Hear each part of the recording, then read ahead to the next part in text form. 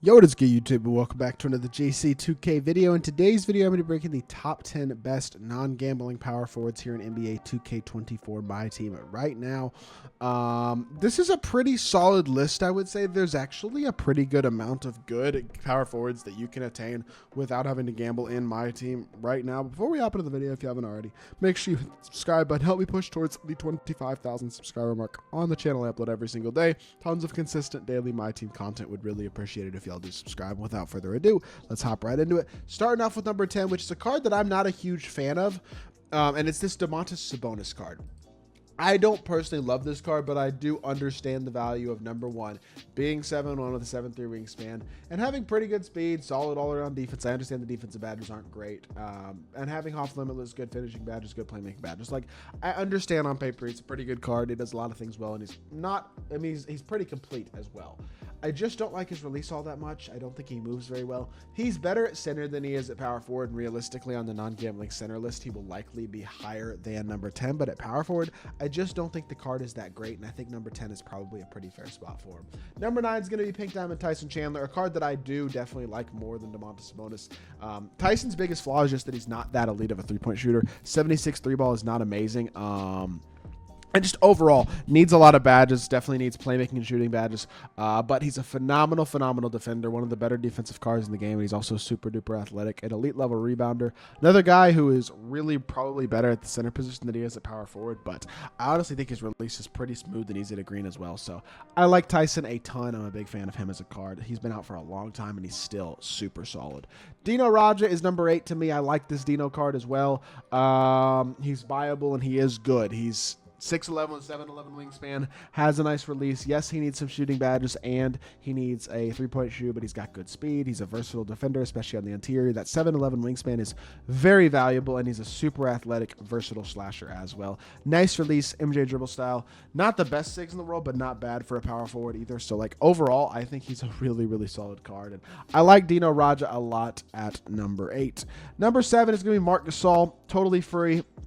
Card was given away as a lock code here a couple weeks ago, and he's still really solid. I mean, he's 6'11" with a 7'4" wingspan. He can shoot the three at a pretty high level. He's a very good defender, very versatile defender. Can put the ball on the floor a little bit. Does need some badges in the playmaking area if you want to do that, but elite level defender, pretty darn athletic. Can shoot the ball, stretch the floor, and defend at a very high level. Overall, you can even put the ball on the floor okay as well with a decent dribble style. I like Marc Gasol. I think he's super solid, and I think he's a really usable, very good free power forward. Also a guy who's good at center. Paulo Banchero is going to be number 5 to me. Paulo is 6'10", so he's got a lot of positional versatility. He's 6'10" with 7'4" wingspan. Can play small forward as well, but he's super athletic, has great shooting badges, big driver, blow by speed booster, and a ton of versatile defense as well. One of the more complete cards on this list in terms of his stats, badges, and overall ability to do things in the perimeter as well.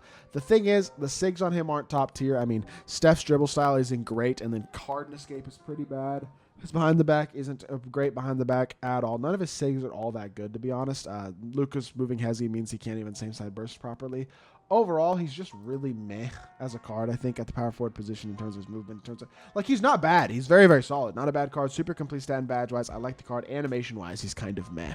Release is fine, though, and overall, I think he's a pretty good card, and 6 is probably a pretty fair spot. Number 5 is going to be Moses Malone. Moses is really interesting as well as 6'10" with a 7'2" wingspan, hotspots from both corners. Not a terrible three-point shooter. Release isn't bad. Great defender, great finisher, very fast for a power forward.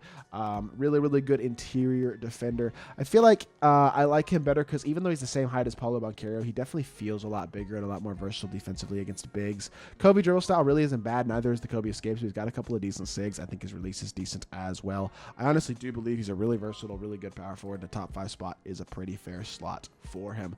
Number 4 is going to be Lauri Markkanen. A 7-footer with a great release who shoots the ball at a really high level, provides a lot of size and a lot of shot-making ability, but also not a bad defender. Pretty darn athletic, can put the ball on the floor at least a little bit. Pretty complete badge-wise, even as a base card. I like him.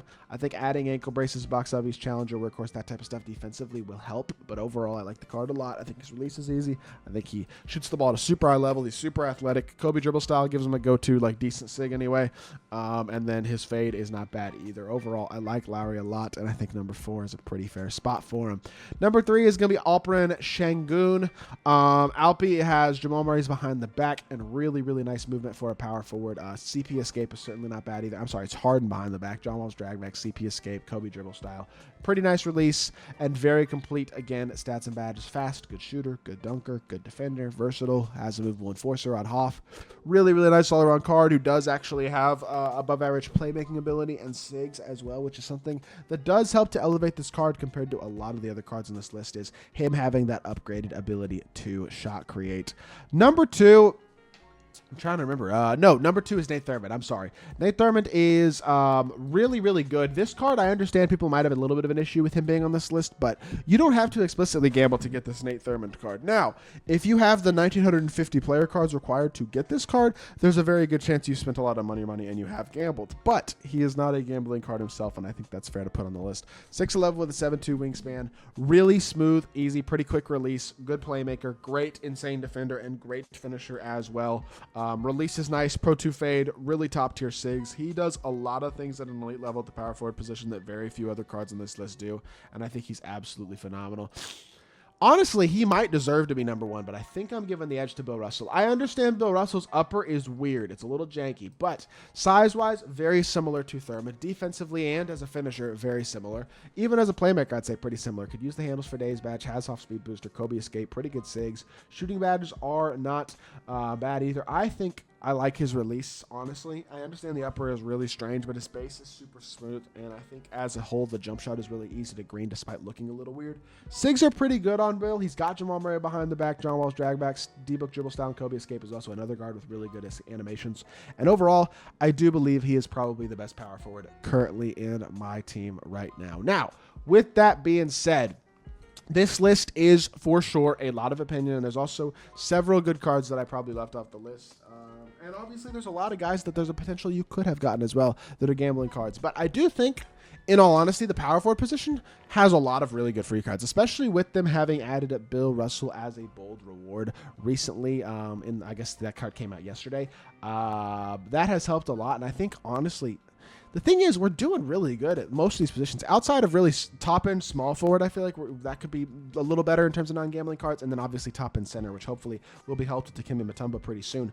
The gambling cards are actually pretty darn good, and I do believe if we were to get like a bold center and then Dikembe Mutombo, like a good bold center is a little bit bigger, and then Dikembe Mutombo over the next few weeks in this season, this is a great season in terms of free content. The only thing we're missing is that big man and maybe that elite level wing as well for free.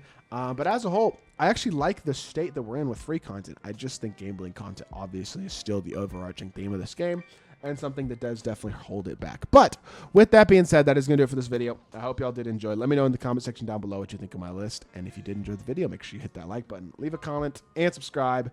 I'll be back with more 2K content very, very soon, and I appreciate y'all. Peace.